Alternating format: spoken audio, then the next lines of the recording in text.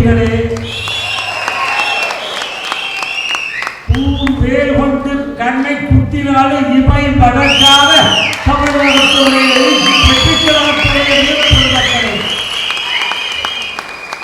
இன்றைக்கு நாம் அனைவரும் கூடியிருக்கிறோம்.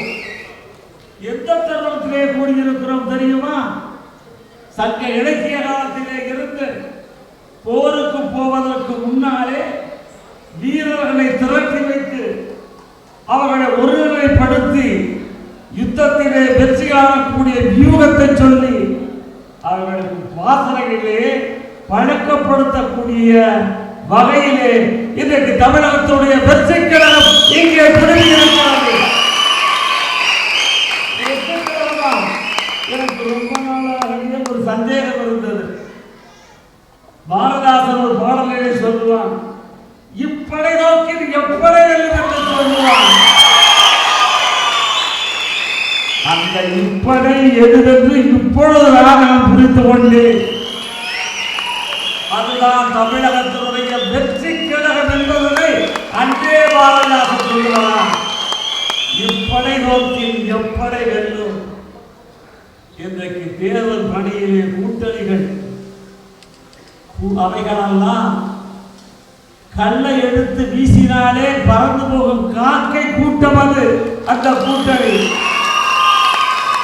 ஆனால் இந்த இயக்கம் கார்மேகம் கொண்டு தமிழகத்தின் மண்ணை மக்களை குடிர் வைப்பதற்கு கூடியிருக்கக்கூடிய மலை கூட்டம். இந்த மலை கூட்டத்திற்கு இன்றைக்கு மலைக்கோட்டை மாநகரத்திற்கு வந்திருக்கிறீர்கள். சில பேருக்கு என்னிடத்திலே சில சந்தேகங்களை கேட்பதற்கு தைரியம் கிடையாது. ஆனால் அவர்களெல்லாம் பிறர் மூலமாக என்னிடத்திலே கேட்டார்கள், உங்களுடைய அரசியல் வயது 50 வயது இருக்குமே, நீங்கள் எப்படி தளபதியை ஏற்றுக்கொண்டீர்கள், அவரை எப்படி ஏற்றுக்கொண்டீர்கள் வசைபாடி கொண்டிருக்கிறார்கள். நான் அவர்களுக்கெல்லாம் ஒன்றை சொல்லுவேன். ஒரு நிகழ்ச்சிக்கு சொல்ல நான் கடமைப்பட்டிருக்கிறேன். தளபதி அவர்களை முதலாக நான் சந்தித்தேன்.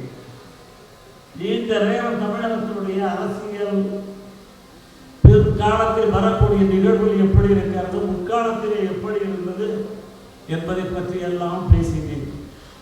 பேசி எல்லாம் முடித்துவிட்டு நான் அவரிடத்தில் கேட்டேன், உங்களை தலைவர் என்று அழைப்பதா நான் அல்லது தளபதி என்று அழைப்பதா என்று கேட்டேன். அவர் ஒன்றை சொன்னார்கள், என்ன தெரியுமா, என்னை தம்பி என்று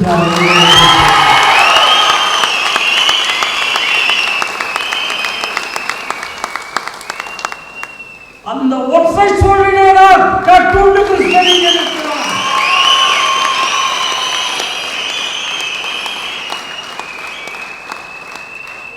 அண்ணாவை நான் அண்ணா என்று அழைத்திருக்கிறேன், பார்த்ததில்லை.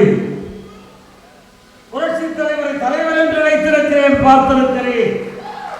மரியாதைக்குரிய எங்கள் அம்மா ஜெயலலிதா அவரை அம்மா என்று அழைத்திருக்கிறேன். ஆனால் ஒரு மிகப்பெரிய மக்கள் சக்திக்கு சொந்தக்காரர் தளபதி இதை தப்பி என்று அழைக்கிறது சொல்லக்கூடிய ஓடுமடா சாமி எனக்கு இந்த இயக்கத்தை ஆட்சி கட்டிலே அமர வைப்பது ஒன்றுதான் என்னுடைய நோக்கம். 9 தொகுதிகளிலும் விளையாடி பார்ப்போம். இங்கே என்னிடத்திலே இருப்பவர்கள் இளைஞர்கள். எந்த இயக்கத்திலும் இந்த கூட்டத்தை எவராலும் களையலாது. இந்தியாவுடைய புத்தர் என்று சொல்லக்கூடிய ஒரு அருமை தியாகி ஒருவர் விவேகானந்தர் சொன்னார், 100 இளைஞர்களை என்னுடைய நாட்களே தாருங்கள், இந்த நாட்டை ஒழுங்குபடுத்தி தருகிறேன் என்று சொன்னார்.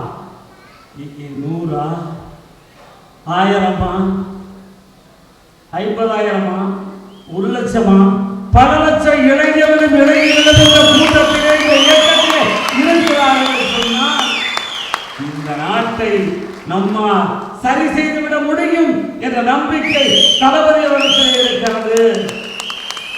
போகும் இடமெல்லாம் கூட்டம் கூடுகிறது. பார்த்து பார்த்து பொறாமைப்படுகிறார்கள். எப்படி தெரியுமா? தளபதி அவர்கள் நடந்து சென்றால் பேரணி, நின்றால் மாநாடு. இடத்திலே சிலரை காண முடியும். புத்தருடைய அன்பை நான் ஒரு இடத்திலே கண்டேன். புரட்சித் தலைவர் இந்தியாவுடைய கனிமை இடத்திலே கண்டேன். அஞ்சாவது கொண்ட தளபதி அவர்களை ஜெயலலிதா பார்க்கிறேன். தளபதி அவர்கள் வேலூரிலே பேசுகின்ற பொழுது ஒன்றை குறிப்பிட்டு சொன்னார்கள், எனக்கு ரொம்ப பிடித்திருந்தது. நான் கண்ட தலைவர்களிலே நல்லாட்சி செய்தவர் யார் தெரியுமா? கர்மவர் காமராஜர் அவர்கள். வடக்கே தலை வைத்தும் படுத்தான். தன்னுடைய பாதங்கள் கன்னியாகுமரியையும் வலது கரமும் இடது கரமும் வங்கக்கடலையும் அரபிக்கடலையும் தொட்டு விளையாடக்கூடிய ஒரு ஆசான் அரசியல் மன்னன் தமிழகத்திலே இருந்து வரைந்திருக்கிறார் என்று சொன்னார். அவர்தான் கர்மவீர காமராஜர்.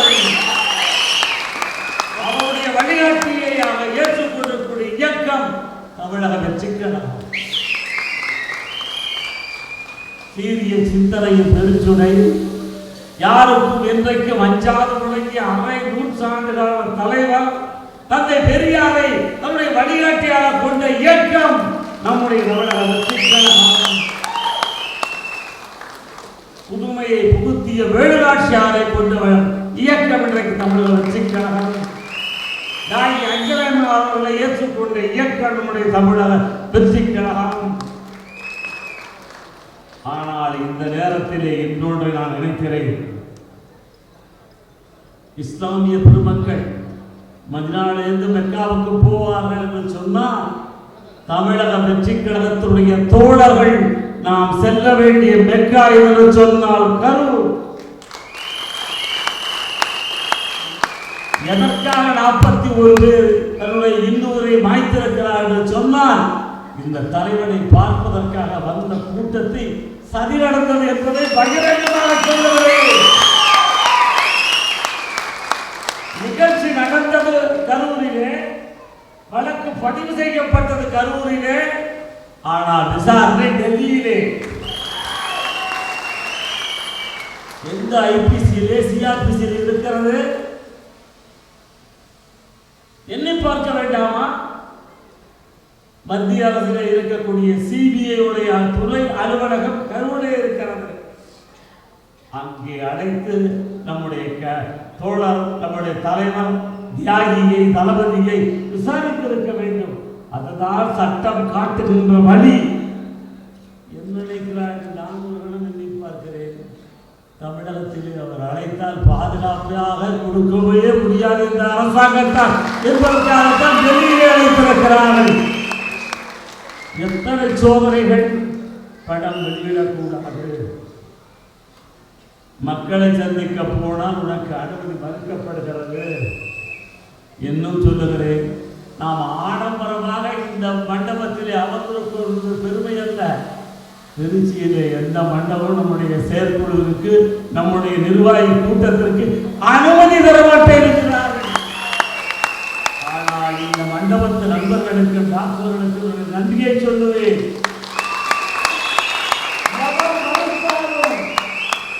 நான் தருகிறேன் அரசியல் கட்சிக்கு இந்த மண்டபத்தை என்று கொடுத்தார்களே, அந்த உள்ளவர்களுக்கு சொல்லுகிறேன்.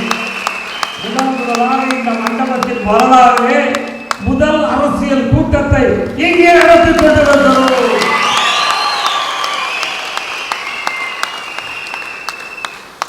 இங்கே படித்தவர்கள் இருக்கிறீர்கள், பண்பாளர்கள் இருக்கிறீர்கள். நான் அதிக புள்ளி விவரங்களை உங்களுக்கு தருவதற்கு நான் அதிக நேரம் எடுத்துக் கொள்ளவில்லை.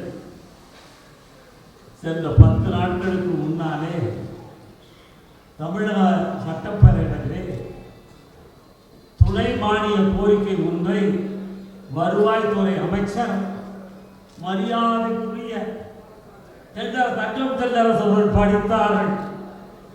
அந்த வரவு செலவு திட்ட அறிக்கையிலே ஒன்றை அவர் சொன்னார்கள். நம்மை பொறுத்த மட்டிலே, தமிழக மக்களின் பண்பாட்டை பொறுத்த மட்டிலே கணவன் வெளியே போய் பொருளை ஈட்டி வந்து மனைவிடத்திலே கொடுப்பார்கள். அந்த மனைவி பிரித்து பக்குவமாக எல்லா செலவுகளும் செய்வார்கள். இதுதான் தமிழகம் கண்ட வரலாறு.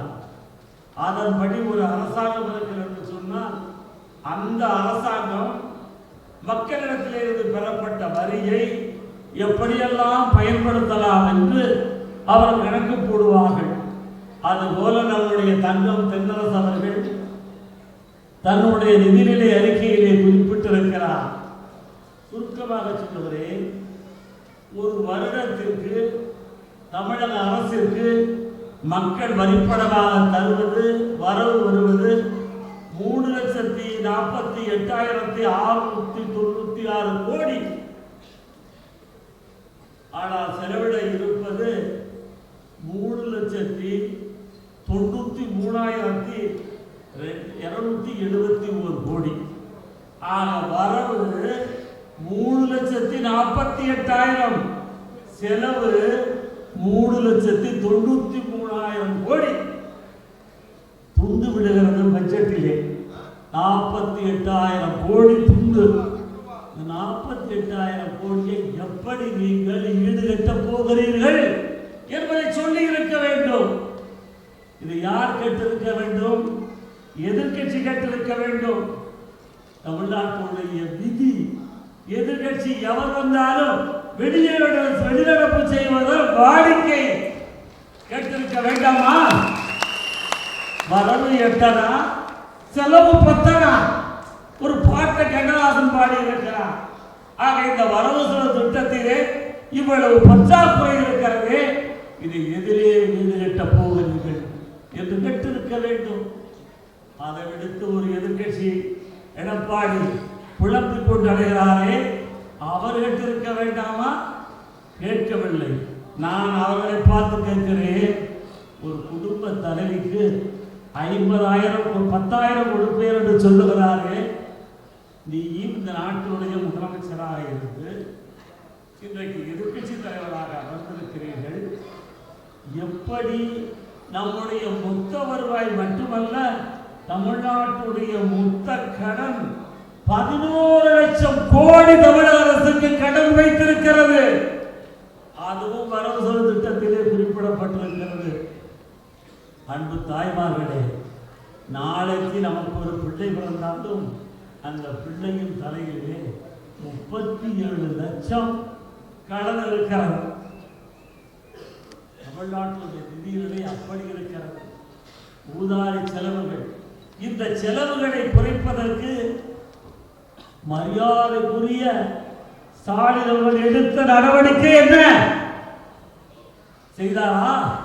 இன்றைக்கு பத்திரிகை நண்பர்களே, ஊடகத்தாளர்களே, உங்களை கேட்கிறேன், இந்த வரவு செலவு திட்டத்தை வைத்துக் கொண்டு எங்களோடு வாதிடுவதற்கு திராவிட முன்னேற்ற கழகத்தினுடைய அமைச்சர்கள் எவராவது தயாரா?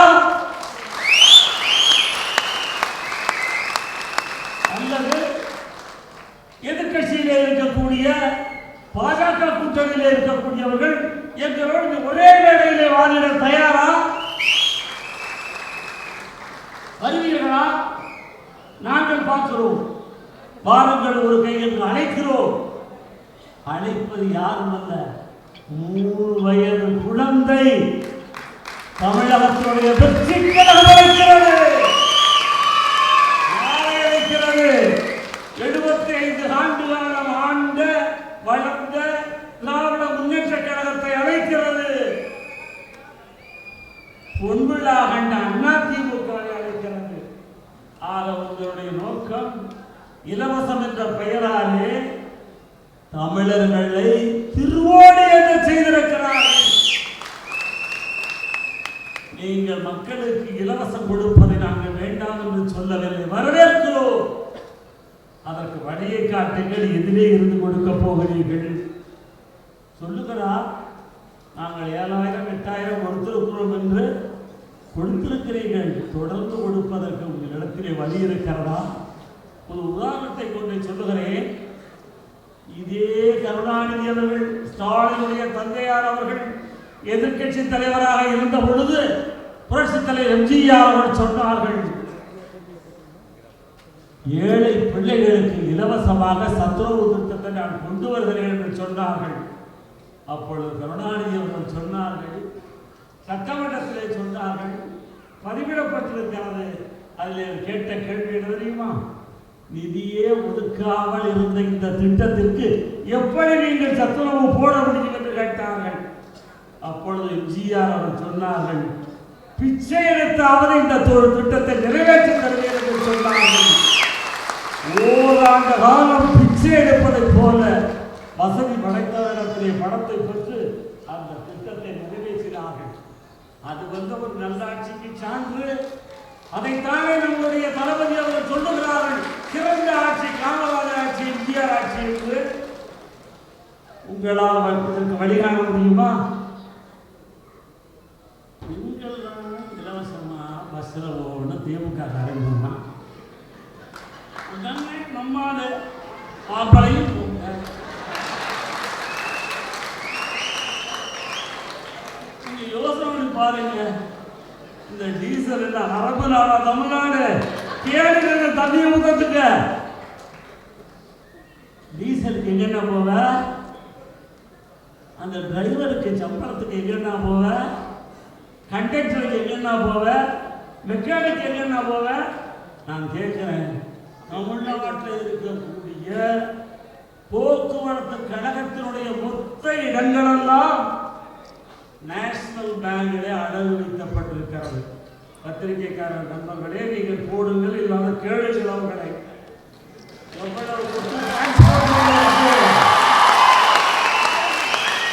டிரான்ஸ்போர்ட் ப்ராப்பர்ட்டியை அடகு வச்சு இன்னைக்கு பஸ் ஓடிக்கிட்டு இருக்குது. ஆக இந்த நிலையிலே உங்களுடைய வருவாய் இருக்கிறது, வரவு திட்டங்கள் இருக்கிறது. ஆனால் இந்த திட்டத்தை அறிவித்துக் கொண்டிருப்பது லட்சம் கோடிகளே. அதான் இருக்குதே நம்மகிட்ட 11 லட்சம் கோடி கடன். இதை 13 ஆக்கிட்டு போயிடுவாங்க. மகிழ்ச்சியா நாடு கஷ்டப்படுது, ஏழை எளியவர்களுக்கு எல்லாத்தையும் கொடுத்துட்டா இந்த கஷ்டத்தை நாங்களே ஏற்றுக்கிறோம். இன்னைக்கு இருக்கக்கூடிய திமுக மந்திரிகளை, அதிமுக மந்திரி, முன்னாள் அமைச்சர்களை சொத்தை மட்டும் கொடுத்துருங்க, சொத்தை மட்டும் கொடுத்துருங்க. ஒட்டுமொத்த தமிழ்நாட்டுடைய கடனை அடைக்கிறோம். ஒரு அழகா விக்னேஸ்வர் சொன்னாரு, 2 மந்திரி நாளுடைய இருந்து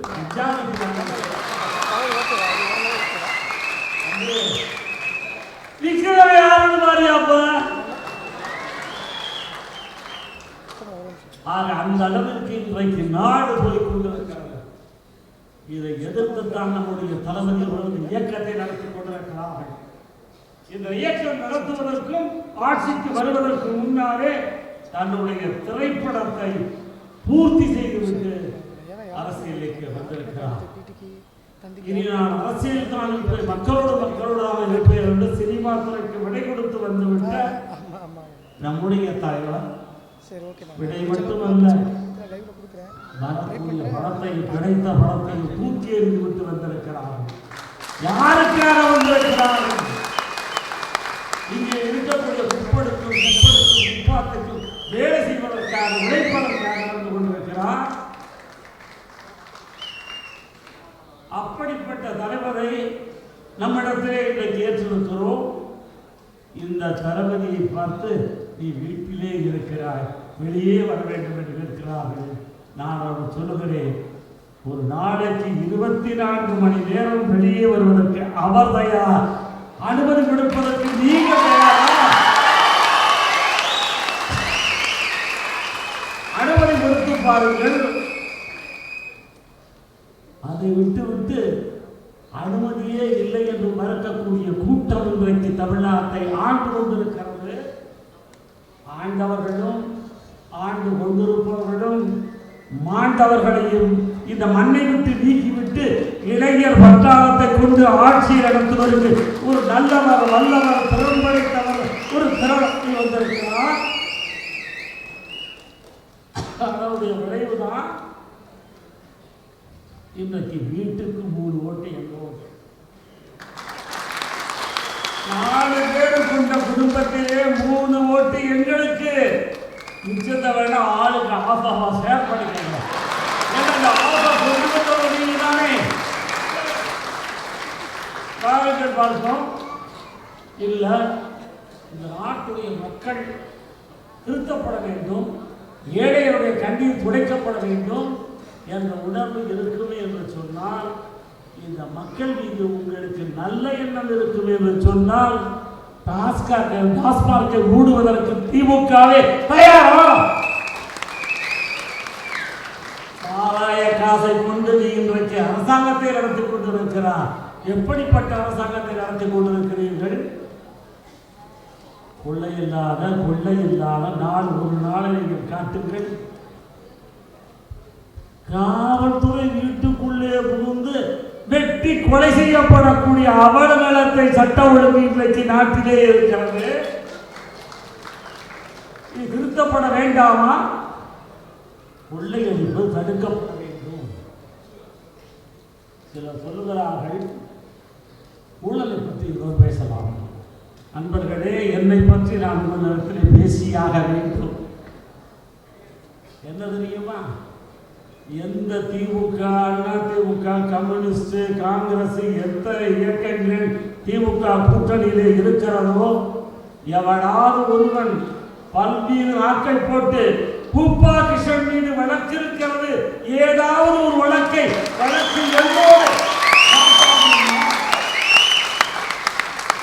யாரை பார்த்து எழுதுகிறீர்கள்? அப்புறம் என் மாப்பிள்ளைக்கு செக்ஸ்ன்னு பேரு பத்திரிகை கூட எழுதுறாங்க. அது என்னன்னு எனக்கும் புரியல. செக்ஸ்ன்னு ஒரு சில பத்திரிகைகள் எழுதுகிறார்கள். அவன் கேஸை நடத்தி ஜெயிச்சு வந்து உட்கார்ந்துருக்காங்க. அதை விட இன்னொன்று, நம்முடைய தளபதிக்கு ஒன்று சொல்றாங்க.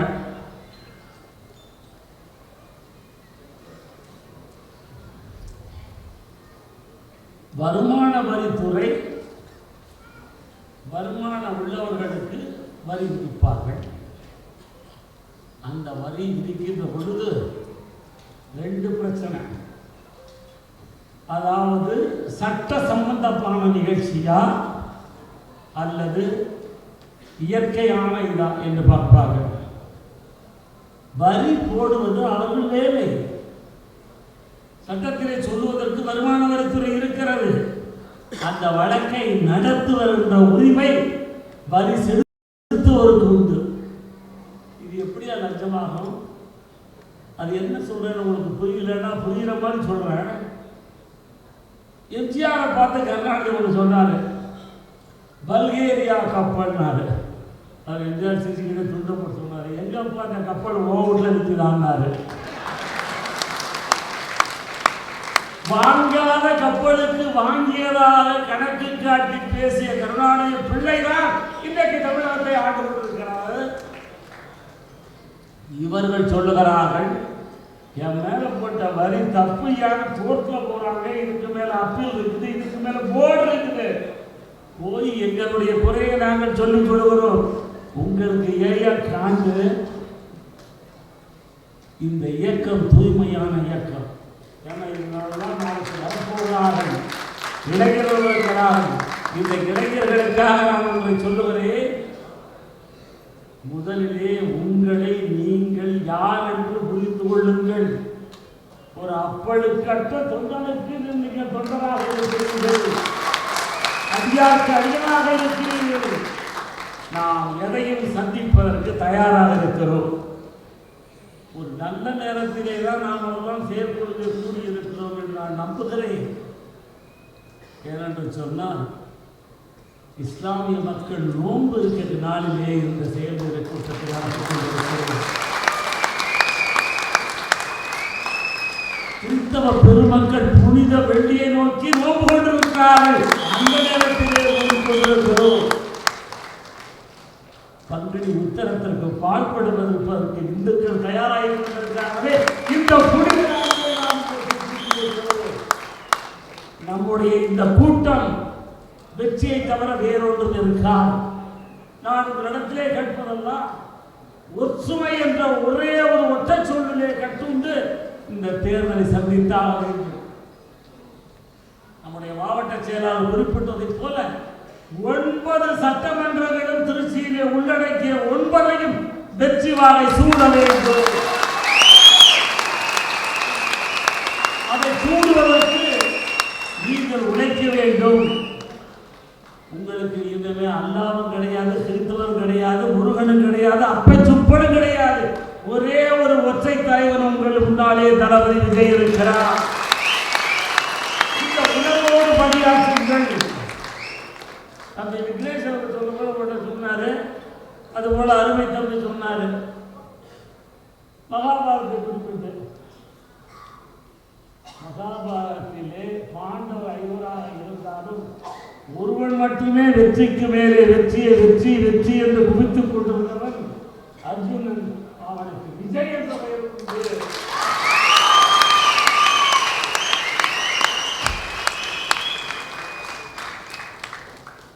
அந்த அர்ஜுனனை அமர வைத்து கிருஷ்ணன் தேரோட்டிய வரலாறு மகாபாரதத்திலே இருக்கிறது. விஷயமாக இந்த தேரை நாம் ஓட்டுவேன். தேர்வு சாண்டிப்பதாக விஜய் இருப்பார். எவர் தலைவராக இருந்தாலும் சரி, அவர்கள் வடக்கே இருந்து மண் தாண்டி மலை தாண்டி தமிழகத்திற்கு வந்தாலும் சரி, அவர்களை வென்றுவதற்கு இன்றைக்கு நம்முடைய விஜய் தயார். எங்களுக்கு கூட்டணி பற்றி கவலையே இல்லை. ஏனால் அவருடைய கூட்டணி மக்கள் கூட்டணி உங்களதான். நீங்கள்தான் நீங்கள் உங்களை பார்க்கின்ற பொழுது எங்களுக்கெல்லாம் அந்த உணர்வு தான் வருகிறது. இப்படிப்பட்ட நேரத்திலேதான் இன்றைக்கு நாம் இருக்கிறோம். பாண்டவர்களிடத்திலே பாண்டவர்கள் ஐவருக்கும் பயிற்சி கொடுத்துக் கொண்டிருக்கிறார் துரோணாச்சாரியா.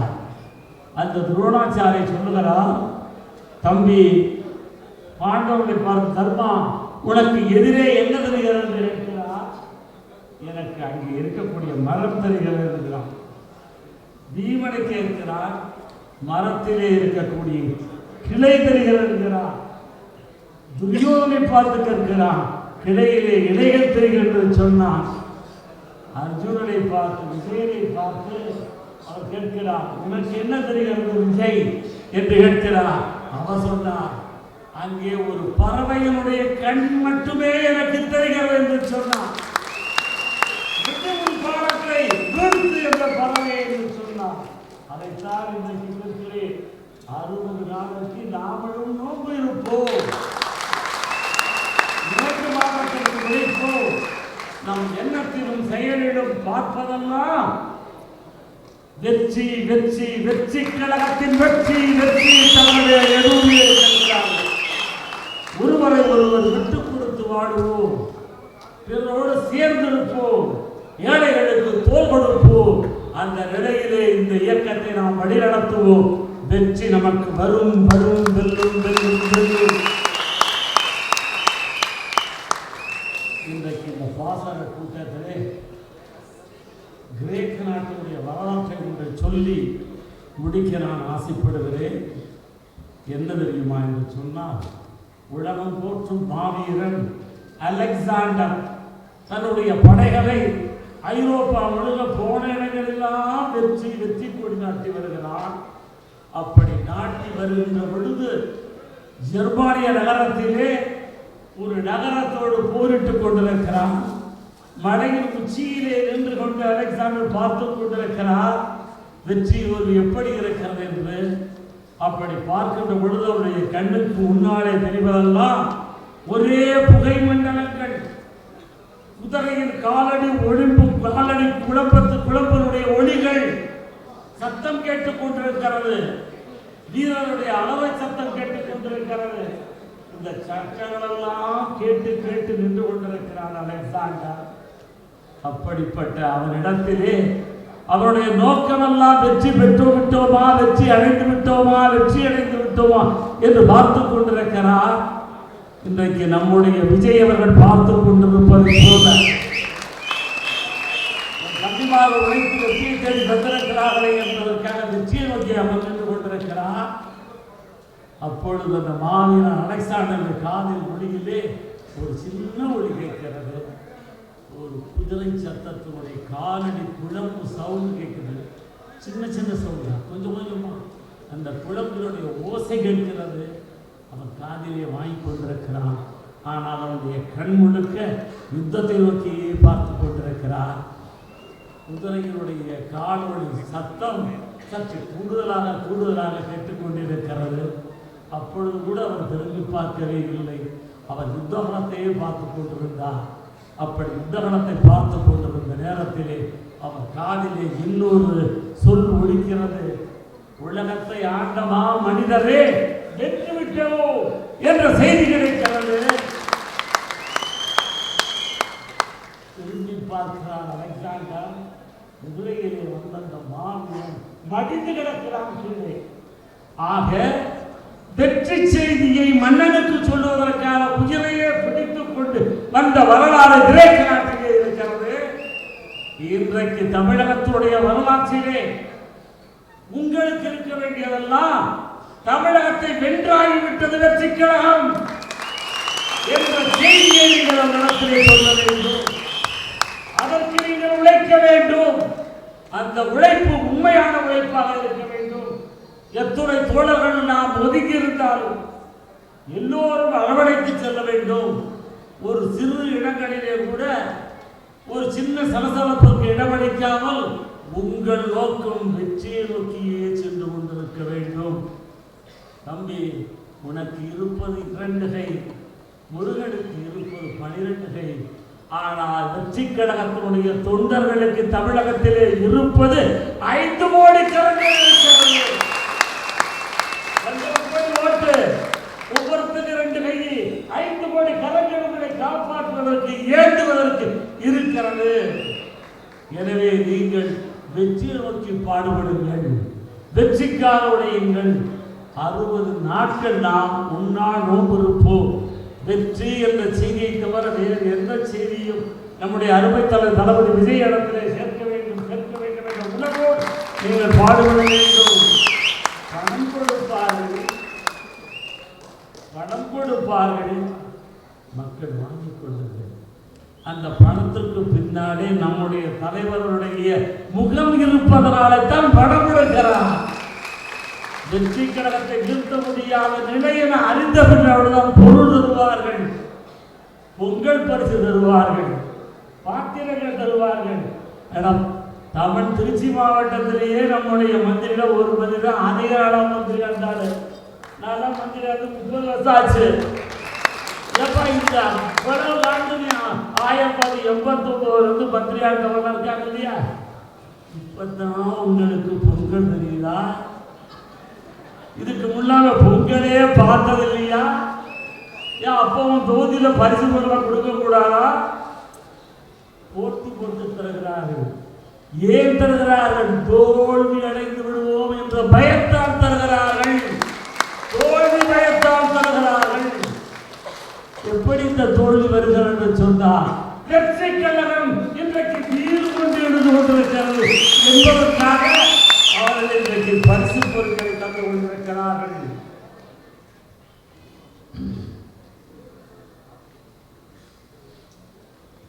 இந்த இடத்திலே நான் ஒன்று சொல்லுகிறேன்.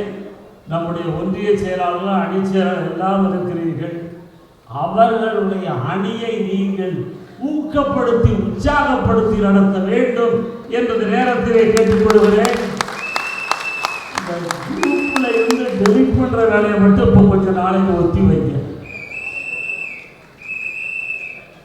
கொஞ்ச நாளைக்கு 60 நாளைக்கு பிடிச்சவன் பிடிக்காதவன் தூக்கி விடுற வேலையை விட்டுருக்க.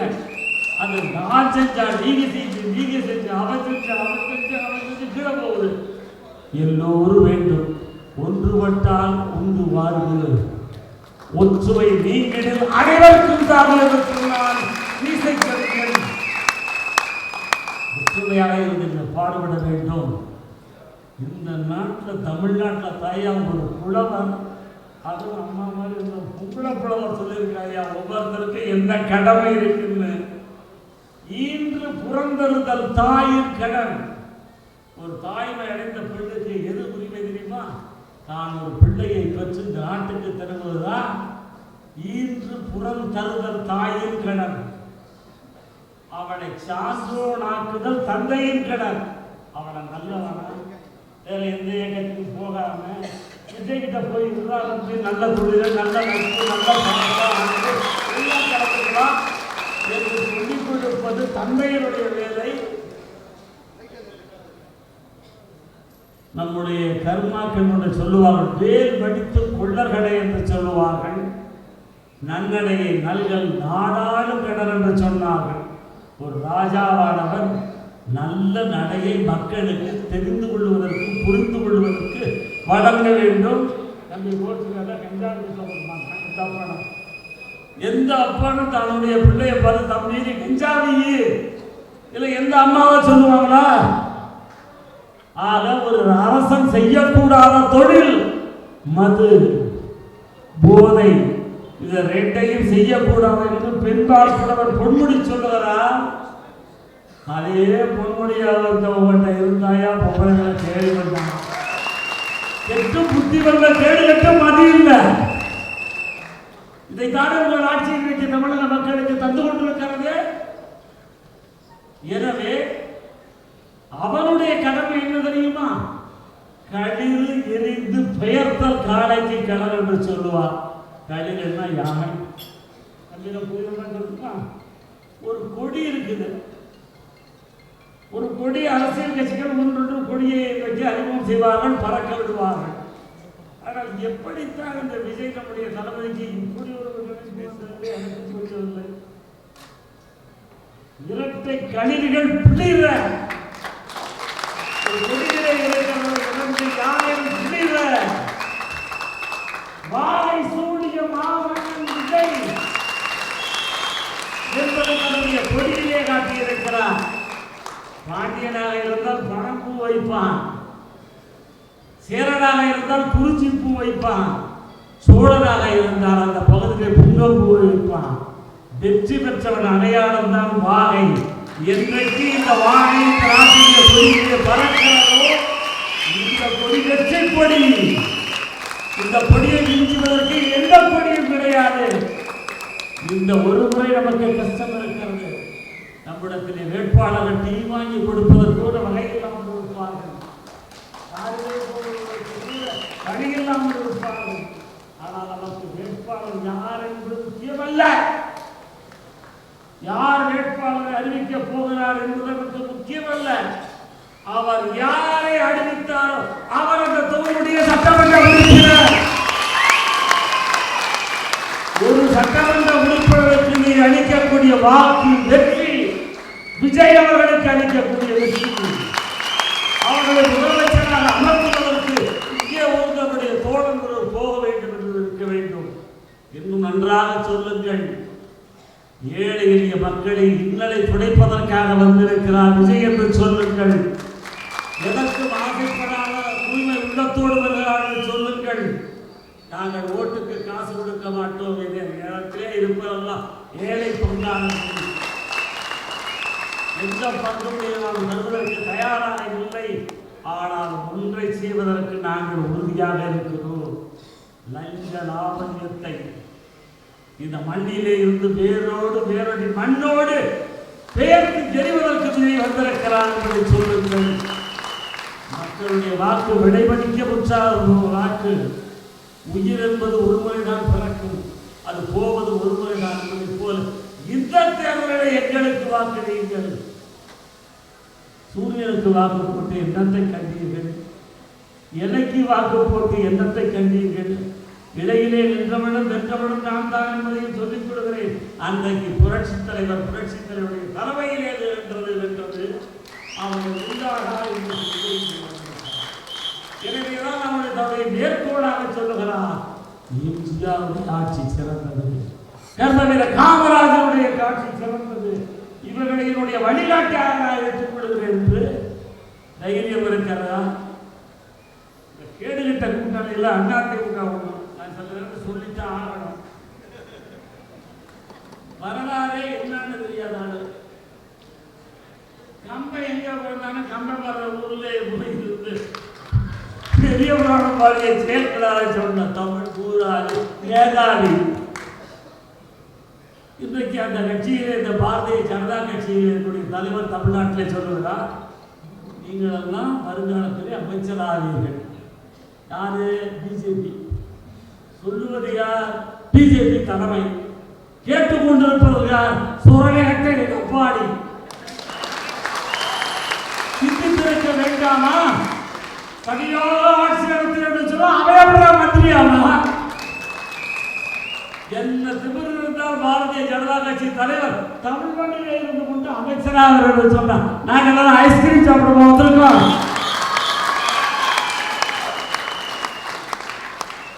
சொல்லிப்பார் வரலாறு தெரியாது எடப்பாடிக்கு.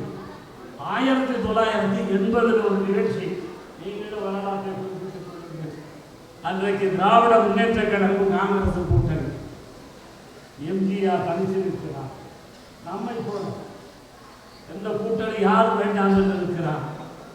அந்த நேரத்திலே காங்கிரசுக்கு 109 சீட்டு, திமுக 109 சீட்டு. இந்த 2 பேரும் கூட்டணியில் வந்திருக்கிறார்கள்.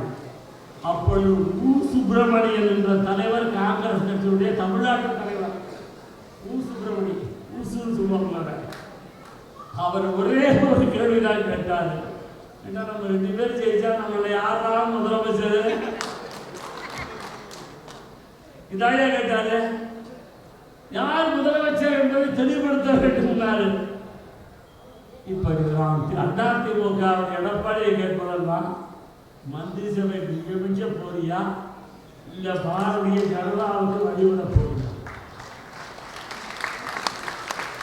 தந்தை பெரியாரும் பேரறிஞர் அண்ணாவும் புரட்சி தலைவர் எம்ஜிஆர் உழைத்த உழைப்பு உண்மை என்று சொன்னால் தமிழகத்திலே பாரதிய ஜனதா கட்சியை வேரோடு வேரடி மண்ணோடும் இங்கே நாம் அகற்றியாக வேண்டும். அது கால் மூன்றுகின்ற பொழுதே காலை தூக்கி அனுப்பிவிட வேண்டும். கோருங்கள், உங்களுடைய அனைத்து சாஸ்திரங்களை வடக்கே வைத்துக் கொள்ளுங்கள். எங்களிடத்திலே மதமில்லை, இனமில்லை, ஒரே மொழியிலே நாங்கள் கட்டுண்டு கிடக்கிறோம். தமிழர் தமிழர் தமிழர் என்ற உணர்வே இருக்கிறோம். இந்த தமிழகத்துடைய வெற்றி கழகத்திலே இருக்கிறார்கள் என்ற நினைப்போடு நீங்கள் அரசியல் நடத்துங்கள் என்று நான் நேரத்திலே கேட்டுக்கொள்கிறேன். உங்களிடத்திலே மீண்டும் மீண்டும் கேட்பதெல்லாம் வெற்றி செய்தியை தவிர வேறு எந்த செய்தியும் அதற்கு உடையுங்கள், ஒன்றுபடுங்கள். காவிரி டெல்டாவிலே எனக்கு பொறுப்பேற்கக்கூடிய 31 சட்டமன்ற உறுப்பினர் நாம் கொண்டு வந்து முன்னாலே சொல்லி நல்ல கூட்டத்தை இருக்கக்கூடிய நம்முடைய மாவட்ட கழக, வட்டக்கழக, ஒன்றிய கழக, கிளைக்கழக அனைத்து செயலாளர்களுக்கும், அன்பு தாய்மார்களுக்கும், பத்திரிகை நண்பர்களுக்கும் என் உடமார்ந்த நன்றியை சொல்கிறேன். வீழ்வது நாமாக இருந்தாலும் வெற்றி தமிழக வெற்றி கழகத்திற்கே இந்த விளக்கத்தோடு சொல்லுவோம். இந்த பஞ்சப்பூரை புறப்பட்டு போவது இது பஞ்சப்பூர், இது செல்வப்பூர் என்ற ஆவணத்தின் இருக்க வேண்டும். அதற்கான உடையுங்கள் என்று சொல்லி